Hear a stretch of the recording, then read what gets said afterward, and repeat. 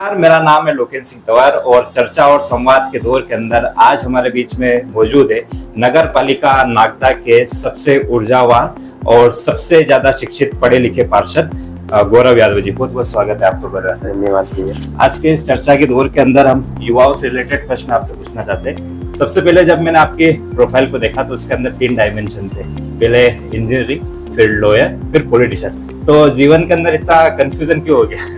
Confusion नहीं था। मैंने 16 में मेरी इंजीनियरिंग कंप्लीट करी। उसके बाद 17 तक जॉब करी। उसके बाद क्योंकि फैमिली बिजनेस था ट्रांसपोर्टेशन का, तो फिर मैं नागदा आ गया था। लेकिन उसके बाद मेरी पढ़ने की और इच्छा थी, तो सब कह रहे थे एमटेक करना, या फिर मेरी इच्छा थी कि मैं एमबीए करूं। लेकिन एमबीए के लिए फिर मुझे क्या 2 साल के लिए बाहर जाना था। तो फिर मैं बाहर जा नहीं पा रहा था क्योंकि बिजनेस मैंने देख लिया था। तो फिर मैंने सोचा कि मैं एलएलबी करता हूँ। माधव में मैं एडमिशन लिया मैंने, और फिर एलएलबी मैंने कंप्लीट कर, और एलएलबी कंप्लीट हुई नहीं, उससे पहले ऐसा एकदम से हुआ और फिर राजनीति में आना हो गया और मैं पार्षद बन गया। तो इसलिए पॉलिटिशियन बात करूँ। तो अभी भी शिक्षा पूरी हो गई या फिर अभी भी एक मन और है? एलएलएम का अभी है, एलएलएम करना है, उसका पीएचडी भी करना है। अभी इच्छा है कि एलएलएम कर लूंगा। एलएलएम कि ये वाले ईयर में मेरा हो जाएगा और इसके बाद पीएचडी डालूंगा मैं। पिताजी राजनीति से जुड़े हुए थे, तो कभी ऐसा मानस था कि मैं भी पार्षद बनूंगा, या फिर एक कहा जाए कि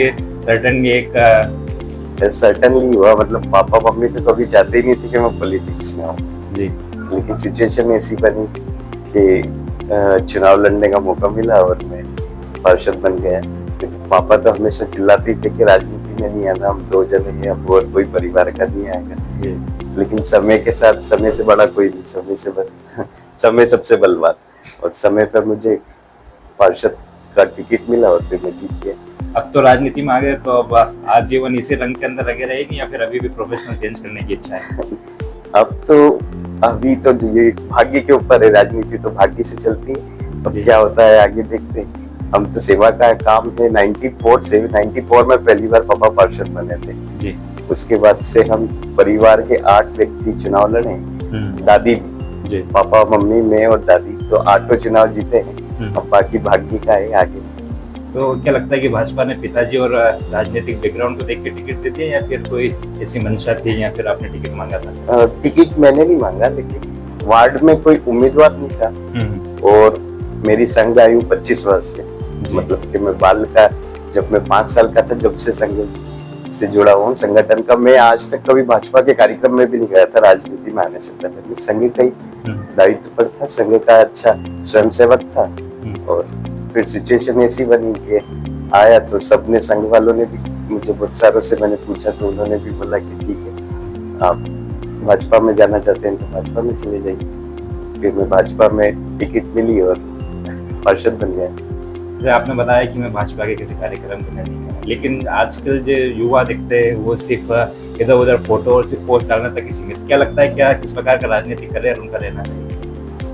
हाँ, ये है कि संगठन से जुड़ना चाहिए जी। क्या व्यक्ति विशेष से कभी नहीं जुड़ना चाहिए। आप संगठन है, जिस भी संगठन से हैं, आपको उस संगठन से ही जुड़ना चाहिए। आपको जो संगठन आदेश दे वही करना चाहिए। किसी व्यक्ति के विशेष में जुड़ेंगे तो आप वहीं तक सीमित रह जाएंगे। आप संगठन से जुड़ेंगे तो संगठन का कार्य देखेंगे, आप उसकी शैली देखेंगे, विचारधारा देखेंगे। अब व्यक्ति की विचारधारा और संगठन की विचारधारा में बहुत फर्क हो जाता है। इसलिए मैं तो जितने भी युवा राजनीति में आना चाहते हैं उनसे एक ही निवेदन है कि आप जुड़ना है, संगठन से जुड़िए, संगठन का काम करिए। आप काम करते रहिए, संगठन सब पर देखता है, सबको देखेगा कि कौन कैसा काम कर रहा है, उसको उस हिसाब से दायित्व देगा। आप तो राजनीति के अंदर और बहुत पढ़े लिखे भी है, आपने राजनीति के अंदर अपना क्षेत्र आगे बढ़ाया, लेकिन ऐसे कई युवा है जो एजुकेटेड लेकिन राजनीति के अंदर आना चाहते हैं, लेकिन जब पार्षद के जो वेतन को देखते हैं मात्र 3600 रुपए, तो अपने पाँव पीछे कर लेते हैं। तो और कौन सा सोर्स रहता है कि जिसके अंदर वो अपना इनकम चला सके? पार्षद का कोई सैलरी तो होती नहीं, मानदेय होता है कि ठीक है एक पार्षद है तो उसको मानदेय 3600 रुपए मिलता है। अब हम कोई भी सेवा करना चाहता है, एक तो ये पार्षद केवल सेवा का पद है, आपको सेवा करना है तो उसमें इनकम का तो कुछ है नहीं। जैसे मुझे 3600 मिलते हैं तो उसमें से भी मैं 2000 रुपए जो सबसे अच्छा सफाई मित्र जो काम करता है या जिस जोन में काम हो रहा है तो मैं उनको दे देता हूँ। तो मानदेय के लिए कोई भी राजनीति नहीं करे। और मैं तो सारे युवाओं से करूंगा कि आप राजनीति करें, लेकिन सबसे पहले अपना बिजनेस देखें या अपना काम है वो करें, उसके बाद राजनीति करें। क्योंकि आपके पास क्योंकि धन होगा तो आप फिर ठीक है ना, अपनी तो फिर पैसे के पीछे चले तो आप प्रॉपर राजनीति नहीं कर पाएंगे। युवाओं के राजनीति के अंदर आने के लिए क्या समझते हैं आपकी, कौन से ऐसे बेसिक टर्म्स एंड कंडीशन उनके अंदर होनी चाहिए जो एक अच्छा युवा के क्षेत्र के अंदर राजनीति कर सके? राजनीति के लिए आप किसी भी संगठन से, मैं तो कहूंगा कि कोई से भी संगठन से आप जुड़े तो उसके लिए जुड़े। आप संगठन के लिए काम करेंगे तो आप दिखेंगे ना, आप दिखेंगे तो आपको पार्टी फिर आप पार्षद का पद या कोई से संगठन में दायित्व हुए वो मिलेंगे ही सही। बीजेपी ने अपने मैनिफेस्टो घोषणा पत्र जारी करा है उसके अंदर, लेकिन युवा वर्ग नाराज रहता है कि नौकरी के क्षेत्र के अंदर तो कोई बात ही नहीं होती है, ना कोई ऐसी चीजें होती है, अनएम्प्लॉयमेंट बढ़ता जा रहा है, आत्मनिर्भरता के अंदर चीज चाहते हैं, लेकिन जो पढ़ा लिखा युवा है वो तो सिर्फ नौकरी चाहता है। उसके लिए क्या लगता है आपको? अनएम्प्लॉयमेंट एक ऐसा विषय हो गया है कि आप कोई काम नहीं करना चाहता। अब कोई आप व्यक्ति को देखेंगे, मैं भी बहुत सारे को देखता हूँ कि उन्हें सीधे करोड़पति बनना है। अब आप एकदम से तो कोई करोड़पति बनेगा नहीं कि आपको एकदम से कोई 50,000 की सैलरी दे देगा या 1 लाख की सैलरी दे देगा। आपको कभी भी कोई जॉब करेंगे तो 20,000 10,000 से स्टार्ट करना ही पड़ेगा।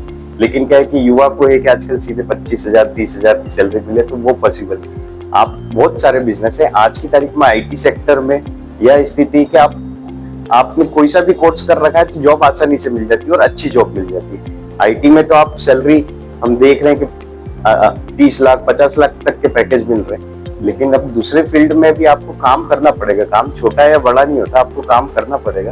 मैं खुद इंजीनियरिंग करी मैंने, उसके बाद 17 में मैं एक बिल्डर के वहां पर ही जॉब करता था जी। तो छोटी सी जॉब थी, लेकिन अब ये देखो कि मेरे को सैलरी मिल रही है, ये नहीं हो रहा है तो फिर मैं कर थोड़ी पाऊंगा। अभी आपके पास में स्वास्थ्य विभाग का जिम्मा है, हो सकता है कि आगे कभी शिक्षा विभाग का भी जिम्मा मिले। तो शिक्षा से रिलेटेड अगर मैं बात करना चाहूँ तो क्या लगता है कि युवाओं को कौन सी ऐसी बेसिक स्किल्स होनी चाहिए कि किस कारण उनको नौकरी नहीं मिल पा रही, या फिर अगर वो ऐसी स्किल्स करेंगे तो उनके लिए रोजगार के बहुत अवसर मिलेंगे? युवाओं को सबसे पहले तो उन्हें क्या करना है वो चीज देखना पड़ेगी, किसी को भी, कि आपको किस फील्ड में जाना है। क्या आप जब जिस भी फील्ड में रहेंगे आप परिपूर्ण हो जाएंगे तो आपको जॉब आसानी से मिल जाएगी। आप सोचे कि आपको किसी को कंप्यूटर है, या अब कंप्यूटर तो आजकल नॉर्मल हो गया कि आप ठीक है कि पहले लोग नहीं पढ़ते थे, लेकिन अब तो आप PG DCA करेंगे तो आसानी से टैली अकाउंटेंट की इतनी जॉब है शहर में, लेकिन लोग कम है। आप देखेंगे कि एक फर्म में एक अकाउंटेंट कम से कम 10 फर्म के काम संभालते हैं, उनके पास समय ही नहीं है। लेकिन तो भी अकाउंटेंट टैली के लिए आप शहर में ढूंढेंगे तो 20-30 जने मिलेंगे, इससे ज्यादा नहीं मिलेंगे। और उनकी सैलरी भी अच्छी रहती है, 10-20 हजार रुपए सैलरी एक फर्म पे। तो ये तो व्यक्ति युवाओं के ऊपर है कि उन्हें किस फील्ड में जाना है, जिस फील्ड में उनकी इच्छा है उस फील्ड में काम देखें। आप करेंगे तो सक्सेस होंगे। आपकी माताजी नगर पालिका अध्यक्ष, एक नारा दिया गया काम बोलता है, एक नई पहल भी की गई कि एक दिन का नगर पालिका अध्यक्ष बनाया जाए। मैं राजनीति को परे रखे आपसे सिर्फ एक प्रश्न पूछना चाहता हूँ कि मान लीजिए कि अगर सपोज किया जाए अगर आपके समक्ष ऐसी कंडीशन हो कि आपको एक दिन का विधायक सांसद या अध्यक्ष बनाया जाए, तो एक दिन के अंदर कौन सी आप शहर के अंदर ऐसी चीज जरूर समझते कि मुझे इसके ऊपर सबसे पहले काम करना चाहिए? शहर में मैं तो अभी जो सबसे ज्यादा चीज समझता हूँ कि स्वच्छता को लेकर मैं सब अभी ध्यान दे रहा हूँ। क्योंकि जब से मुझे सभापति मिला है तो मैंने 1 जनवरी के दिन तो फिर सबसे पहले मैंने इस चीज में खुद में ही इम्प्लीमेंट करा कि मैं क्या कर सकता हूँ। तो सिंगल यूज प्लास्टिक का मैंने बंद करा, क्योंकि सिंगल यूज प्लास्टिक एक बार बन जाती तो जिंदगी भर वो खत्म नहीं होती है और वो पर्यावरण के लिए हानिकारक है। तो मैंने सबसे पहले क्या अपना डिस्पोजल हुआ, कटोरियां हुई प्लास्टिक की, जब मैं इनका मैं यूज नहीं करूंगा तो मैंने उनको पूरी तरीके से बंद कर दिया। और मैं शहर से एक दिन का मैं बना तो मैं यही चीज करूंगा कि शहर में पूरा सिंगल यूज प्लास्टिक को मैं खत्म कर दूं कि ना उसका इंपोर्ट हो सके, ना एक्सपोर्ट हो सके, ना कोई उसको बेच सके। अंतिम प्रश्न पूछना चाहूंगा कि कई बार ये देखा जाता है कि ब्यूरोक्रेट्स के ऊपर राजनीतिक दल हावी रहता है, लेकिन कई बार असल के अंदर ये भी देखा जाता है कि राजनीति के ऊपर ब्यूरोक्रेट्स हावी रहता है। इन दोनों के अंतर को क्या समझते हैं आपने? आपके जो 1-1.5 साल का जो भी कार्य कर रहा है इसमें क्या अनुभव करा? ब्यूरोक्रेट्स कोई पहले था, लेकिन अभी तो जब से मोहन जी की सरकार बनी है तो हमने देखी नहीं कि ब्यूरोक्रेट्स क्योंकि जरा सा किसी ने एक ड्राइवर के ऊपर टिप्पणी कलेक्टर ने कर दी थी तो उन्हें तुरंत ही हटा दिया था। और ब्यूरोक्रेट्स अपना काम करते हैं राजनीति, लेकिन बिना ब्यूरोक्रेट्स मतलब बिना राजनीति नेता के आप 2.5 साल में जो हमने देखा था जी। कि यहाँ नगर पालिका में शासन का था, ब्यूरोक्रेट्स हैवी थे, तो क्या काम हुआ, बहुत बुरी स्थिति कर दी उन्होंने, शहर की सारी चीजें खत्म कर दी थी, कोई मेंटेनेंस नहीं, कुछ नहीं। पानी की समस्या हो कि स्वच्छता की हो, ड्राइवर हो, गाड़ियां का मेंटेनेंस नहीं होता था। 1.5 साल तक उन्होंने पूरी स्थिति कर दी। अब जब हम 2.5 साल बाद पार्षद बने तो हमारे लिए बहुत चुनौती हो गई, अभी भी चुनौती है, क्योंकि 2.5 साल में सब लोग कोई काम नहीं करना चाहता था, क्योंकि सबका था कि बस आराम करें, जो चल रहा है वैसे चल रहा है। अब जब हमारी परिषद बनी और हम जब बैठे नगर पालिका तो हमने वो 6 महीने तो हमें समझने में लग गया क्या करे क्या नहीं करे, क्योंकि इतनी स्थिति खराब कर दी थी। लेकिन राजनेता होना बहुत जरूरी है। आप बिना नेता के ब्यूरोक्रेट्स कोई काम नहीं करता। लोग परेशानी होते हैं कि आप चप्पल घिसवाने वाला काम कर देता है ब्यूरोक्रेट्स। आपने प्राइवेट फर्म के अंदर भी काम करा और अब राजनीतिक दल के अंदर भी, क्या लगता है कि दोनों में से कौन सा ज्यादा इजी टास्क था? प्राइवेट फर्म राजनीति में तो थोड़ा सा, लेकिन अब हमारे साथ ये है कि 93 में मेरा बर्थ हुआ था, 94 में पापा पार्षद बन गए थे। तो जब से होश संभाला, जब से हमने लोगों का काम करते हुए देखा है, पापा की शैली मम्मी दोनों का काम करते हुए देखा, तो इसलिए मेरे लिए तो थोड़ी कम समस्या थी कि लोगों को हैंडल करना, काम करवाना। आज भी हम सबसे पहले वार्ड नंबर 2 से मैं पार्षद हूँ, तो सुबह में 2-3 घंटे में वार्ड में रहता हूँ कि वहाँ की कोई समस्या होती है तो वो निराकरण करता हूँ, उसके बाद ही फिर मैं निकलता हूँ। लेकिन पार्षद का मैं मानता हूँ कि सबसे टफ काम पार्षद का ही होता है। तो बहुत बहुत धन्यवाद। ये थे हमारे साथ में सबसे शिक्षित पार्षद गौरव यादव जी। धन्यवाद।